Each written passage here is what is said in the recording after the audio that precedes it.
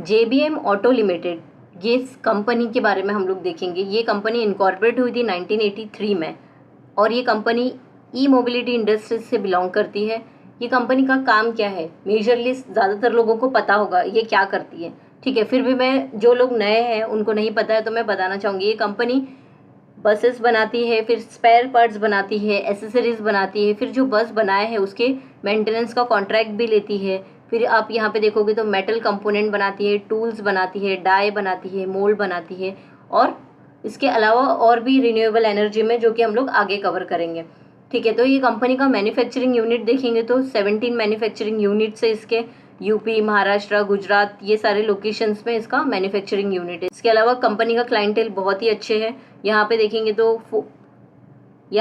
तो एस्कॉर्ट, फिर Honda, royal Enfield, Tata Motors, फिर FCA, फोर्ड, टोयोटा, ये सारे अगर आप देखोगे लिस्ट है कंपनी के क्लाइंटेल की, तो कंपनी को काफ़ी अच्छे क्लाइंट से ऑर्डर्स मिलते हैं और फिर बिजनेस कंपनी का बहुत ही अच्छे से चलता है। आगे चलने से पहले, hello everyone, welcome to our channel Karva of stock market. मैं हूं आपकी दोस्त नीलम शर्मा। तो अगर आप इस चैनल पर पहली बार आए हैं तो इस चैनल को सब्सक्राइब कर लीजिए, बेल आइकन पे क्लिक कर लीजिए सो दैट वीडियो की सारी नोटिफिकेशन आपको टाइम पे मिलते रहे।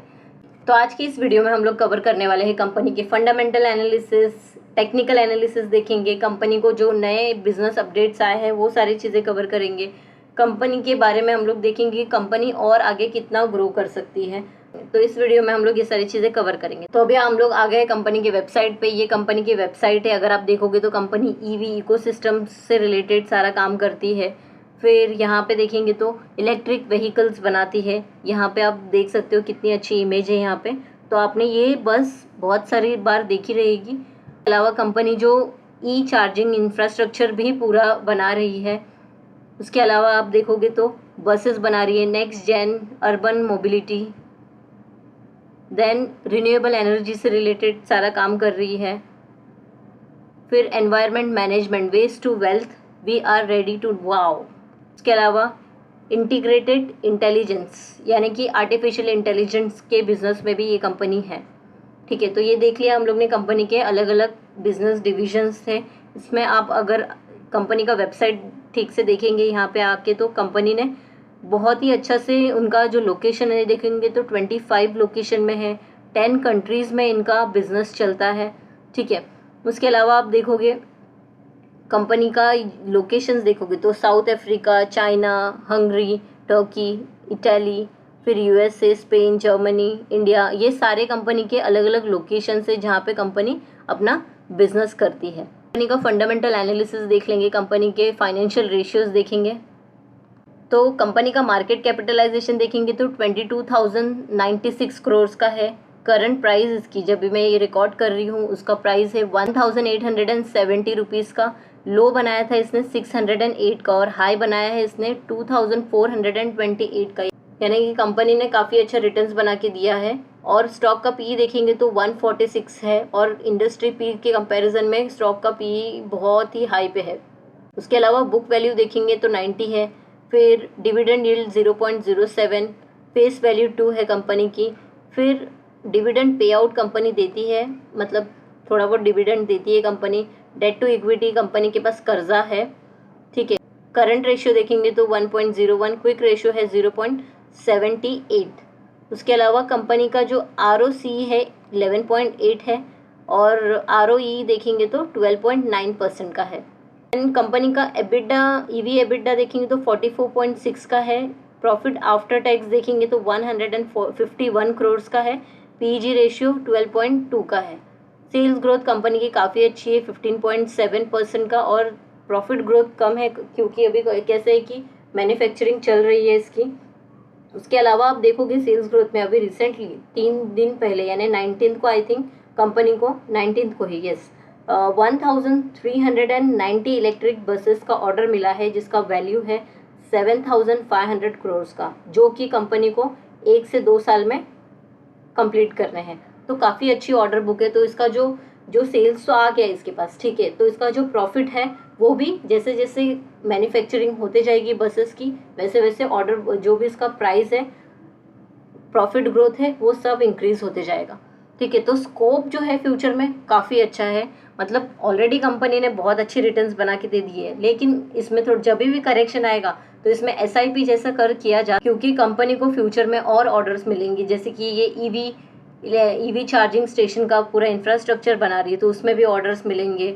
उसके अलावा पार्ट्स जो है, मोटर हो गया, फिर जो भी इलेक्ट्रिक पार्ट्स लगते हैं वो सारा चीज़ें मैन्युफैक्चर करती है तो उसके भी ऑर्डर्स मिलेंगे। तो जो कंपनी का फ्यूचर ग्रोथ है, कंपनी बहुत ही अच्छा और ग्रो करेगी। लेकिन अभी कैसा है कि इसने बहुत हाई बना दिया है, ठीक है, तो चांसेस है हाँ ऑर्डर जैसे मिलेगा तो ऑब्वियसली इसका जो शेयर प्राइस है वो ऊपर जाएगा, लेकिन फिर धीरे धीरे टाइम के साथ में ये करेक्ट भी करेगा जितने स्पीड से ऊपर जाएगा। वैसे अभी हम लोग कंपनी का क्वार्टरली रिजल्ट देख लेंगे। तो सेल्स आप देखोगे कंटिन्यूसली 2020 से देखो कंटिन्यूसली इसका सेल्स इंक्रीज ही होते जा रहा है, ठीक है। बीच में कम हुआ था जून 2023 में, लेकिन फिर सितंबर में 1231 हुआ, उसके बाद में 1346 हो गया। ये तो सिर्फ दिसंबर तक का है, ठीक है। उसके बाद में भी कंपनी को काफ़ी अच्छा ऑर्डर्स मिला है।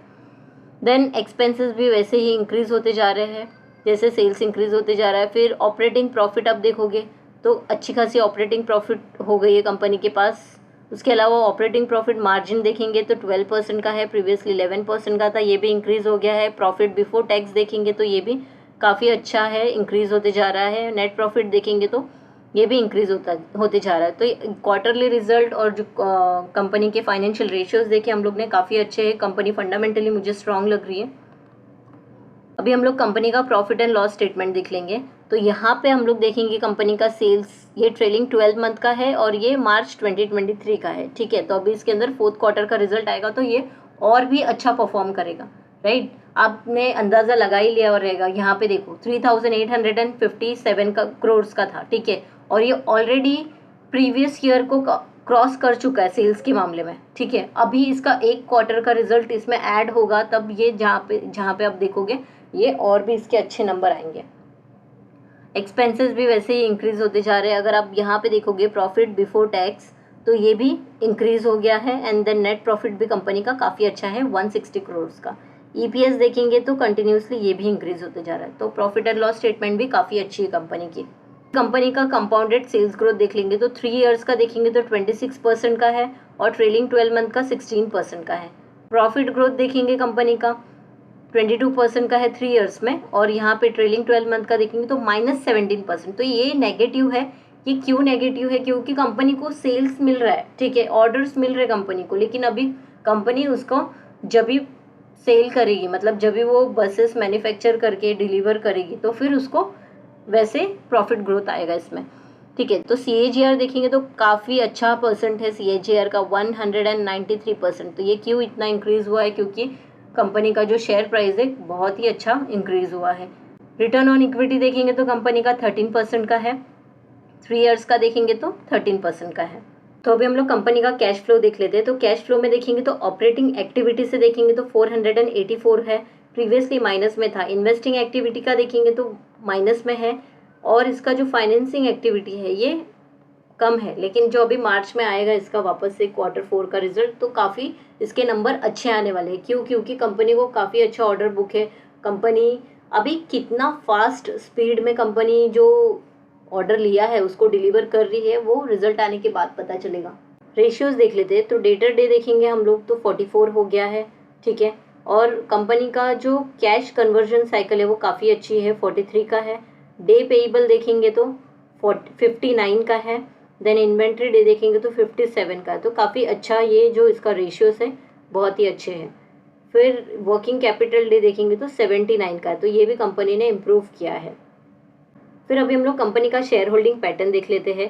प्रोमोटर होल्डिंग देखेंगे हम लोग तो कंटिन्यूसली उतनी ही है, 67.53% का है। तो काफ़ी अच्छी प्रोमोटर होल्डिंग है, और कंपनी के प्रोमोटर्स को भी पता है कि ये कंपनी में कितना पोटेंशियल है, और भी कंपनी ग्रो करेगी, कंपनी को और भी ऑर्डर बुक्स मिलेंगे, ठीक है, जिसकी वजह से कंपनी को डेफिनेटली आगे जाके ग्रो करना है। तो ऐसा नहीं होगा कि कंटिन्यूसली ये ग्रो करेगी, नहीं, कुछ भी ऐसे प्रॉब्लम्स आएंगे तो कंपनी थोड़ा सा करेक्शन देगा, फिर करेक्शन देने के बाद में वापस से कंपनी रिवर्सल ले सकती है। तो इसके अंदर ये ऐसे स्टॉक किस लिए रहते हैं? SIP के लिए रहते हैं, जिसके अंदर थोड़ा थोड़ा हम लोग जैसे ही थोड़ा सा प्राइस करेक्ट होगा हम लोग को एंट्री लेनी चाहिए, फिर वापस से थोड़ा सा प्राइस करेक्ट हुआ फिर एंट्री लेनी चाहिए। मैं आपको सिर्फ जस्ट बता रही हूँ, मेरा कोई रिकमेंडेशन नहीं है कि आपको ये स्टॉक बाय करना चाहिए या और इसके अंदर आपको प्रॉफिट होगा ही होगा। स्टॉक मार्केट में कोई गारंटी चीज़ नहीं रहती, कुछ भी कोई भी प्रॉब्लम आ सकती है, कोई भी न्यूज़ की वजह से स्टॉक में करेक्शन आता ही आता है। तो जिस स्पीड से वो ऊपर जाता है उतने ही स्लोली वो या उतने ही स्पीड से वो नीचे भी आता है। तो अगर कंपनी का फंडामेंटल मालूम है, कंपनी का फ्यूचर ग्रोथ पता है, पोटेंशियल पता है कंपनी और कितना अच्छे से दे सकती है, तो हमें कैसा कि स्टॉक करेक्ट होता है तो वो हमारे जैसे लोगों के लिए अपॉर्चुनिटी रहती है उसके अंदर और स्टॉक ऐड करने के लिए, या फिर नहीं है तो जिन्होंने नहीं खरीदा है वो लोग खरीद सकते हैं। ऐसा अपॉर्चुनिटी हमें स्टॉक करेक्ट होने के बाद में मिलती है।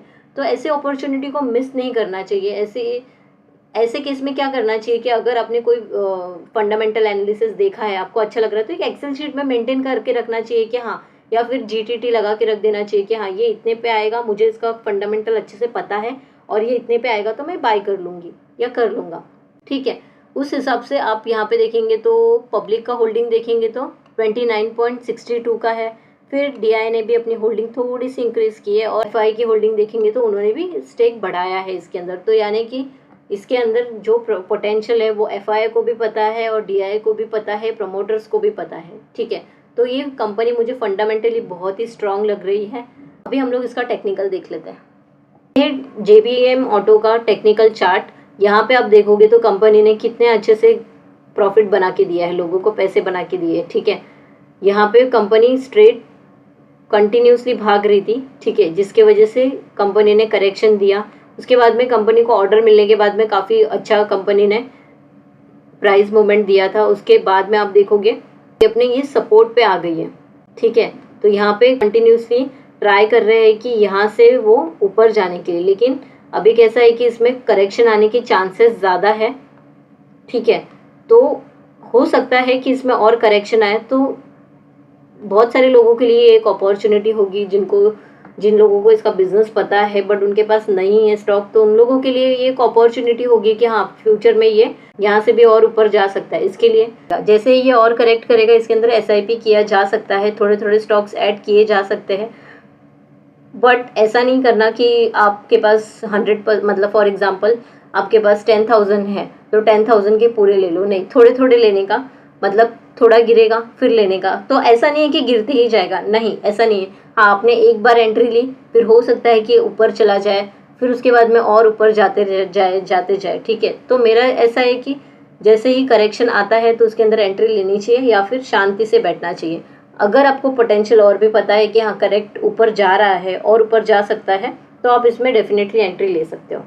तो अभी हम लोग कंपनी का मंथली देख लेते हैं। कंपनी का मंथली चार्ट में आप देखोगे तो कंपनी ने काफ़ी अच्छा अपवर्ड मोमेंट दिया है मंथली चार्ट से के हिसाब से देखोगे तो, मतलब जो डेली था उसी में वही था सेम, लेकिन यहाँ पे देखो कंटिन्यूसली कंपनी ने ऊपर दिया है। सिर्फ ये जो मंथ में है कंपनी ने थोड़ा सा करेक्शन दिया है, तो यहाँ पे भी आप देखोगे तो करेक्शन दिया था। ठीक है, उसके बाद में 2 महीना कंटिन्यूसली ये भागी, 3 महीने कंटिन्यूसली ये अप ट्रेंड बना के रखा, एंड अभी उसने थोड़ा सा करेक्शन दिया, तो ऑब्वियसली इसके अंदर चांसेस है थोड़े से करेक्शन आने के। देख लिया हम लोग ने कंपनी का fundamental analysis, technical analysis cover कर लिया, कंपनी का जो बिजनेस अपडेट्स है वो भी देख लिया हम लोग ने। कंपनी के पास काफ़ी अच्छे ऑर्डर बुक है और उसको 1 से 2 साल में कंप्लीट करना है। ठीक है, तो इसका जो प्रॉफिट आएगा, जो प्रॉफिट ग्रोथ रहेगा वो अभी नहीं दिख रहा है हमें, लेकिन आगे चल के उसका प्रॉफिट ग्रोथ डेफिनेटली दिखने वाला है। और जितने क्वालिटी बसेस ये मैन्युफैक्चर करेंगे उनको वैसे ही और ऑर्डर मिलती रहेगी। ठीक है, तो आपको ये वीडियो कैसा लगा है प्लीज़ मुझे कमेंट करके बताइए। अगर आपको ये वीडियो अच्छा लगा है तो इस वीडियो को लाइक कीजिए, चैनल पे पहली बार आए तो चैनल को सब्सक्राइब कर लीजिए, बेल आइकन पे क्लिक कर लीजिए सो दैट वीडियो की सारी नोटिफिकेशन आपको टाइम पे मिलते रहे। Thank you for watching this video, मिलते हैं अगली वीडियो में।